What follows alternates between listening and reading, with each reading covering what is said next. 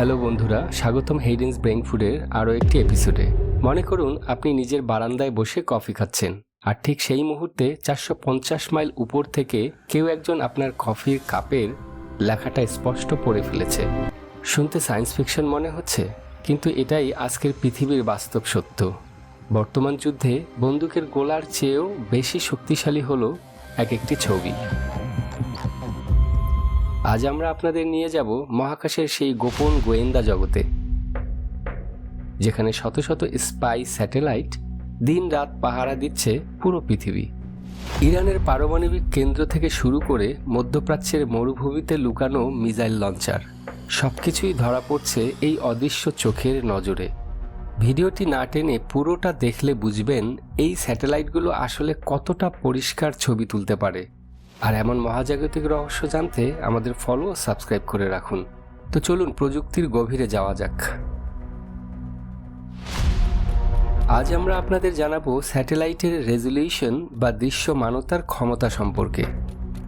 সাধারণ কমার্শিয়াল স্যাটেলাইটগুলো এখন মাটির ওপর থাকা মাত্র 5 থেকে 7 ইঞ্চির একটি বস্তুকেও স্পষ্ট দেখতে পায়, আর মিলিটারি স্পাই স্যাটেলাইট সেগুলো তো আরও ভয়ঙ্কর।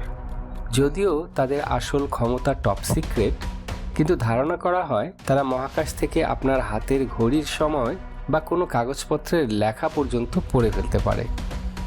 এই স্যাটেলাইটগুলো যখন আকাশে ঘোরে, তারা কেবল ছবি তোলে না, তারা শত্রুর ক্যাম্পের প্রতিটি ইঞ্চির ম্যাপ তৈরি করে ফেলে। ফলে সীমান্তে সৈন্য পাঠানোর আগেই গোয়েন্দা কর্মকর্তারা জেনে যান শত্রুর কয়টি ট্যাঙ্ক কোথায় কোথায় লুকানো আছে। কিন্তু মেঘ যদি আকাশ ঢেকে ফেলে বা রাতে যখন অন্ধকার থাকে, তখন কি স্যাটেলাইট অন্ধ হয়ে যায়? উত্তরটা হলো একেবারেই না। মেঘ বা অন্ধকার আধুনিক স্পাই স্যাটেলাইটের জন্য এগুলো কোনো বাধা নয়।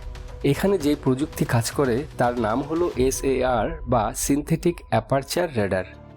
এটি কোনো সাধারণ ক্যামেরা নয়, এটি মহাকাশ থেকে রেডিও তরঙ্গ পাঠায়, যা মেঘ বা ধোঁয়া ভেদ করে নিচে গিয়ে বাধা পেয়ে উপরে ফিরে আসে। এরপর সেই তরঙ্গগুলো প্রসেস করে তৈরি করা হয় একদম নিখুঁত 3D ছবি। সাথে আছে ইনফ্রারেড বা থার্মাল ক্যামেরা। মাটির গভীরে কোনো বাংকারের ভেতরেও যদি মানুষ বা ইঞ্জিন সচল থাকে, তবে তার তাপ বা হিট সিগনেচার ধরা পড়ে যায় মহাকাশ থেকে। অর্থাৎ মাটির নিচে লুকিয়ে থাকলেও স্যাটেলাইটের নজর এড়ানো প্রায় অসম্ভব। কিন্তু এই বিপুল পরিমাণ ডেটা কি মানুষ বসে বসে চেক করে, নাকি এখানে ব্যবহার করা হয় অন্য কিছু? মহাকাশে এখন হাজার হাজার স্যাটেলাইট, তারা প্রতি মুহূর্তে লক্ষ লক্ষ গিগাবাইট ছবি পাঠাচ্ছে। কোনো মানুষের পক্ষে এত ছবি দেখা সম্ভব নয়, তাই কাজটা করে AI, আর্টিফিশিয়াল ইন্টেলিজেন্স বা কৃত্রিম বুদ্ধিমত্তা। এই AI অ্যালগোরিদমগুলো কোনটি সাধারণ ট্রাক আর কোনটি মিসাইলবাহী যান তা স্বয়ংক্রিয়ভাবে শনাক্ত করতে পারে।